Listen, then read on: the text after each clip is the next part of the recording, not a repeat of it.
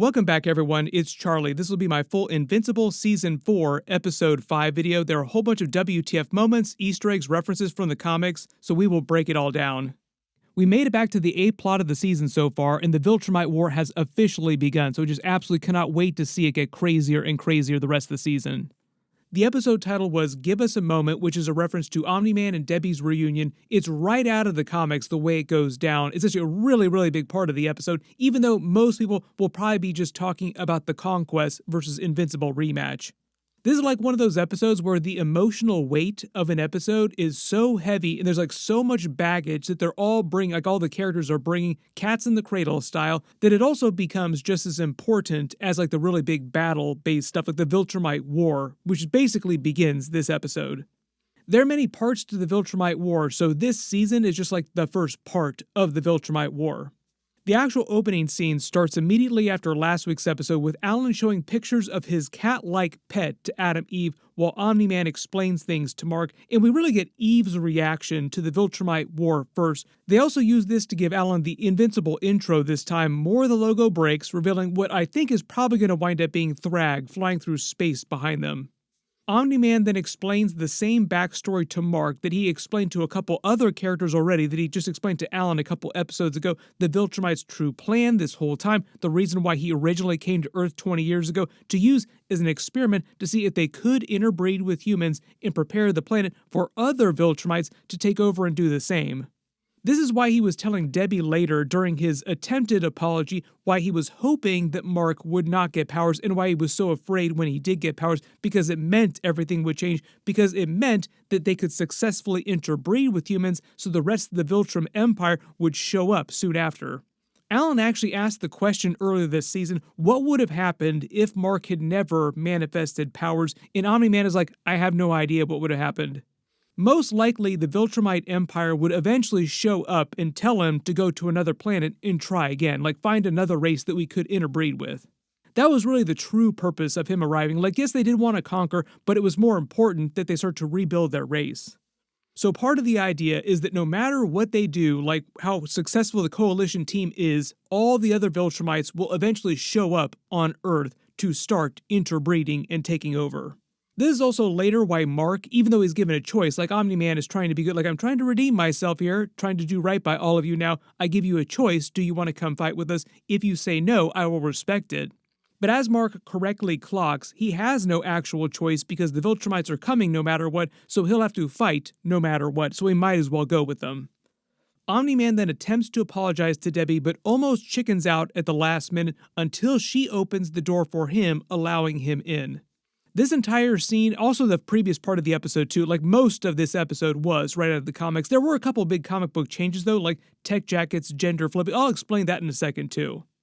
There are a couple important details that they also remind you about here, just like things about the characters that you might have forgotten the last couple of seasons. He reminds us that he is 1,000 years old, but it's really been the last 20 years with Debbie that felt the most real to him and makes the same promise to her that he just made to Mark that he's going to spend the rest of his life trying to make it up to them to make things right.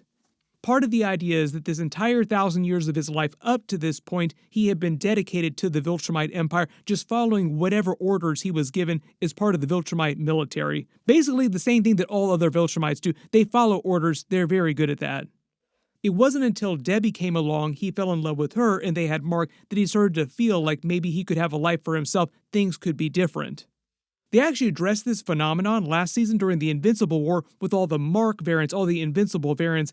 The entire reason why this version of Mark in this universe is the only good one in the entire multiverse is because Debbie made him good, like she raised him right, basically. She is a good person fundamentally. Huh, so that's what you were practicing on those protesters last week.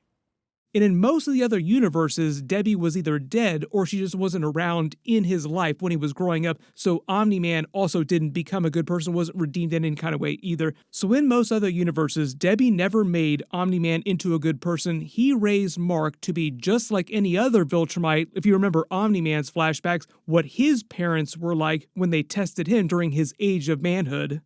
Mark basically had a version of that with Omni-Man.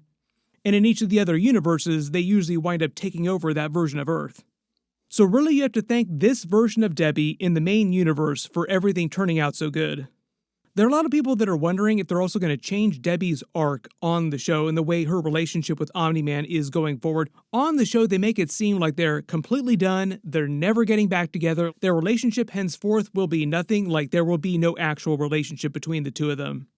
Without getting too far ahead in the comics, it's different. Their relationship winds up turning into something different.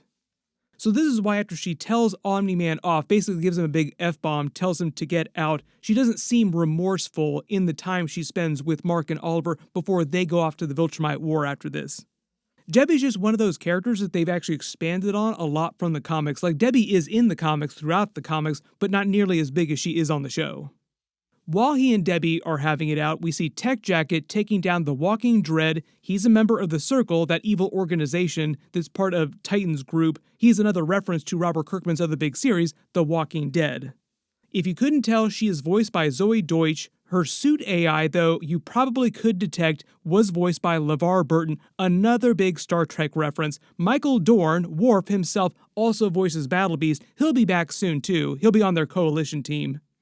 But the really big change here from the comics is that Tech Jacket was originally male named Zach Thompson, and she's Zoe Thompson on the show. Robert Kirkman has not mentioned her casting. Maybe they'll talk about this in the next couple of days, but I think her name in real life is just a coincidence in that it's similar to Zach Thompson in the original comic book, because the original character Zach Thompson was in the comics for a very long time. In real life, Zoe Deutsch's mother is Leah Thompson from Back to the Future, so her name on the show, Zoe Thompson, is a massive coincidence to her real-life name. Maybe they're just like really big fans of Invincible, or Robert Kirkman was working with her on some other side project and said, hey, come voice a character on the show for us. There are many celebrity voice actors on Invincible. Most of the time, though, the way Robert Kirkman explains it, the celebrities he goes after are like people that he is huge fans of, particularly the Star Trek actors. Alan finds her base in orbit and asks for her help, whose father gives his blessing without any hesitation. He's played by Bobby Moynihan from Saturday Night Live, and after the super toxic relationship Mark has with Omni-Man, theirs is meant to feel like an example of a positive family relationship, like a very loving father with a loving daughter, and there's no weird drama between them. Mark and Oliver come home, and Oliver demands to come because he's got all kinds of his own daddy issues with Omni-Man. They make it seem like he's also trying to redeem himself for not being able to save his own Thraxan mother, but he's also kind of going through his own growing pains, so to speak, because he's growing so fast with Omni-Man, who didn't want to see him, mostly because he says he wanted to spare Oliver the pain of seeing him, but Mark also calls him out for this later, saying that Omni-Man is thinking only of himself, like it's too hard for him to see his sons. What do you think the O on his suit stands for? It's not for Oliver. We will actually dig deeper into this in next week's episode while Mark is busy healing. That's like one of the important things too. Remember, Omni-Man, Mark, and Oliver are by themselves on that planet, and Mark is going to be passed out for a good long while he heals. So it winds up being a really good opportunity for Oliver and Omni-Man to spend a lot of time alone together. They then have their last family dinner before they go to the Viltrumite War. Notice they eat Korean food. There are a lot of people that are making big deals about this during the trailer because Debbie is Korean, so like Mark is half Korean, but they've never eaten Korean food, even though we've had lots of dinner scenes at their house before. Then while Omni-Man is still on Earth, he goes to apologize to Art, and they have beers on the roof like they used to. He makes fun of his coalition costume, says it's terrible, and the fact that he's not wearing shoes, calling him a hippie. There are a lot of people that asked about this too recently, like, why isn't Omni-Man wearing shoes? Part of the idea is that he doesn't really need shoes. Like, he's so powerful, shoes don't really do much to protect his feet. They're more aesthetic for him. They also mentioned Paul, Debbie's new boyfriend. Omni-Man seems remarkably fine with Paul. So, like, Paul is not in danger from being killed by Omni-Man, at least. The other Viltrumites, not so much. Like, other Viltrumites would probably waste him in a second. But probably the most heartbreaking moment in all this is when Art basically tells him that he wouldn't make any more suits for him no matter what. Like, this is it for them. Basically, do not come around my shop anymore kind of talk. When he leaves and Art bowls over, you have to remember this is Mark Hamill performing this, so it's actually a really great performance. Mark Hamill and J.K. Simmons having a scene together. But part of the idea is that he was both afraid for his life, like he wasn't sure what Omni-Man was going to do, and also he felt really torn up about it because they used to be such great friends, so it was just a really emotional moment for him. Mark and Eve have their last moments together in bed, referencing their meeting during the first Flaxen encounter during Season 1, and how Robot and Monster Girl are still stuck in their dimension currently. That is a massive side story in the comics that goes on for a while. I'm assuming they'll cover more of it later this season, or maybe they'll push it to Season 6, and we'll get like a teaser in the finale. It is basically like a full-on John Carter of Mars set in a completely alternate universe. We will see how long that goes on. Like, that could actually cover almost an entire season side plot. They then go to bed with Eve not telling him about the baby, so Mark leaves Earth without knowing about the baby, mostly because she doesn't want to trouble him. Like, the Viltrumite war is such a big deal, she doesn't want him preoccupied with the baby being off trying to win against the Viltrumites. Part of the problem, though, is that she thought that he would be back sooner, and he's basically down for the count. Like, he's going to be in a coma for a while until his body heals. So it is going to be a solid minute before he makes it back to Earth. When they get ready to leave, they also reference April again, the GDA tutor who was teaching Oliver, and the only reason why Eve is not going with them, because she is so powerful, she's like one of the most powerful people on the planet, is because her powers are still on the fritz because of the pregnancy. You also notice that he makes a real quick joke about breathing in space, and it's a reference to Omni-Man's meme from Season 1 when he says, "That's the neat part, you don't." He was actually making a reference to flying at the time, but now they're talking about breathing in space, so the idea is they don't breathe in space, they just hold their breath for a very long time, which is exactly what Superman does in the comics. Viltrumites are basically Kryptonians, or if you want to make the Dragon Ball reference, they're also kind of like Saiyans. They go to the spaceship. Oliver remembers the last time he was on a spaceship in an earlier season when he was a tiny little baby. Omni-Man tries to stop Oliver from helping, but he refuses to leave, and they start the drama between the two of them, mostly building to stuff that they'll pay off in next week's episode when the two of them have a lot of uninterrupted time together. They have another joke about Telia mutinying with the crew, taking over the ship, and as they leave orbit, they reveal that Cecil and the GDA were monitoring Omni-Man the whole time he was on Earth, and he knows about the Viltrumite war, but Cecil didn't seem that concerned with Thragg and the other Viltrumites coming to Earth. I think maybe just because he's hoping that the Coalition team is successful in stopping them. Shh, don't jinx it. We get a little bit of their montage of that 2-week trip with everyone playing games, hanging out. There are a couple of jokes about the ship's terrible excuse for food replicators, if you want to make the Star Trek comp, causing him to flash back to a nice dinner that he had with Debbie when she was younger, maybe before Mark was born or when he was little. Basically, the idea is that he's just missing Debbie more and more. We also find out how sensitive Tech Jacket's suit technology is when it detects Conquest in the Viltrumites before the ship actually does. In the bridge separation sequence, obviously a reference to the Enterprise D, saucer separation during Star Trek The Next Generation. So many Star Trek references in this episode. And the funny part here is that the Viltrumites didn't blow their ship up with missiles. The Viltrumites literally just flew through the ship. They were the missiles. The whole reason why Mark reacts the way that he does, why he's so surprised, is because he thought that he killed Conquest last season. Cecil never told him what happened after taking him to the prison and about his escape, so this is the first time that he's seeing him alive or knowing that he survived. I am sure when he eventually makes it back to Earth, he's going to be pissed at Cecil.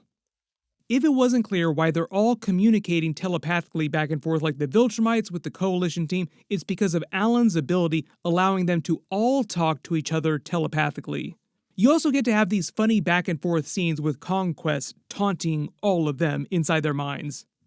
You also probably noticed too, the way the Conquest floats down into frame is the same way that he floated down into frame last season when they started their first fight. This time it is 3 Viltrumites, including Conquest, against their team. The other Viltrumites are Crad and Lucan. Lucan was also one of the ones that went to Thrax and tried to kill Oliver's mother previously. Conquest almost squishes Oliver like a bug. We get a little Omni-Man versus Conquest. A lot of people asking about that. Omni-Man technically more powerful than Conquest, but it would be a pretty close fight too. Mark obviously is able to kill him, and Omni-Man is still more powerful than Mark. So like if you talk about power scaling, who is more powerful than who? Alan and Tech Jacket handle Crad while Oliver tries to fight Lucan, and they reveal that they also brought other warriors from other conquered races who serve them in battle. So part of the idea with the Viltrumites is that there are only 50 of them in the universe that are still alive, but they have conquered races who serve them out of fear, so it's not like they don't have any support. So if it wasn't clear, all these other troops that are firing on them are not other Viltrumites, they're just like a conquered race that are serving them. Conquest then goes to the planet after Oliver because Oliver needs to breathe. Mark stops him, and we get our real Invincible versus Conquest rematch on the planet. For the most part, it's a shorter battle than their last fight, but it's way, way more brutal, way more hardcore. We will get to that in a second too. There are like so many parts of that I can't even put in my video because it's too hardcore. YouTube will basically ban the video. While their fight is going down, Omni-Man tells Alan and the others to bail on them and get to safety because there's no way they can beat the Viltrumites, and he is not wrong, like he is correct in that fact. They don't have battle beasts. If they had battle beasts there, they might have actually had a chance against them. This is also to explain why Omni-Man, Oliver, and Mark at the end of the episode are left to fend for the three of themselves on the planet while Mark recuperates after the fight, and the others aren't there to pick them up and carry them off planet. You also probably detected Alan and Tech Jacket's trick here to hide from the Viltrumites is a big Star Wars Empire Strikes Back reference when Han Solo attached the Millennium Falcon to the Star Destroyer so that their sensors couldn't detect them because they were looking for them too far away. They also say during the episode, Zoe says, "I saw this in a movie once." That movie was Star Wars Empire Strikes Back, so the Star Wars movies are now canon to the Invincible universe. Also, we have Mark Hamill who plays the character, so it's sort of like a Samuel L. Jackson, Nick Fury MCU Star Wars situation. You're under arrest, Chancellor. Are you threatening me, Master Jedi? Ever since they did this in the Marvel movies, people have been making this joke. What does Nick Fury think about Mace Windu in the prequels if Star Wars is canon to the MCU?